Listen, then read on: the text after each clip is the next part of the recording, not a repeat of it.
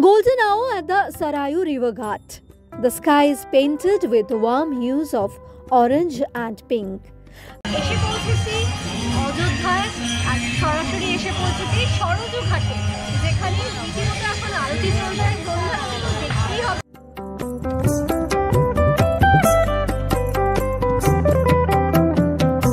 মাথায় রাখতে হবে ঠিক সন্ধ্যে 6:45 থেকে শুরু হয়ে যায় সন্ধ্যা আরতি অনুষ্ঠান, আর তার আগে ভিড় এড়িয়ে সামনে থেকে আরতি দেখার জন্য পৌঁছে যেতে হবে ঘাটে।